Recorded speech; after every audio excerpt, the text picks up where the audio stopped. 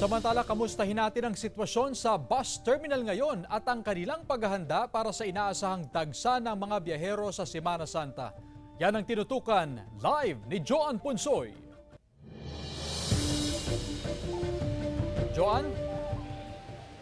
Chris, mahaba na ang pila dito sa isang bus terminal sa Dagupan City pero ayon na rin sa pamunuan, normal senaryo lamang ito tuwing Biyernes na nagsisauwian nga itong mga estudyante at maging mga empleyado na nagtatrabaho dito sa probinsya ng Pangasinan. So expected, Chris, nga na by next week in line with Holy Week ay aasahan pa raw na mas mahaba itong pila sa mga bus terminal. Sa ngayon kasi dito sa ating area, ito yung terminal ng buses going to Zambales. So dito nakapila itong ating mga kababayan na uuwi rin sa kanilang mga bayan na madadaanan nga patungo sa probinsya ng Zambales. 30 minutes time interval, ito ipinatutupad ngayon. Regular time interval pa lang ito ngayon, Chris, pero expected nga by next week, especially on Mondays, Tuesdays, and Wednesday, ay posibleng mas iiksi itong time interval na magiging 10 to 15 minutes nga itong biyahe. Sa ngayon kasi, Chris, normal parang daw itong situation na nararanasan, pero expected nga by next week ay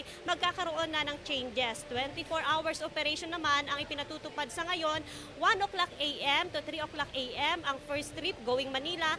10 o'clock p.m. naman ang pinaka-late na biyahe going to Manila. Sapat ang bilang ng mga bus sa ngayon pero on process pa raw itong mga special permits para sa mga karagdagang bus na gagamitin for Holy Week. Sapat ang bilang ng konduktor, sapat ang bilang ng mga driver at sapat na tulog din umano ang kanilang ilalaan para maging secured and safe nga itong biyahe. Expected din na by next week magkakaroon ng inspection authorities dito sa mga bus terminal para i-check nga itong kalidad ng mga sasakyan at maging nga itong ating mga facilities para na rin sa security ng mga biyahero. Chris? Maraming salamat, Joan Punsoy.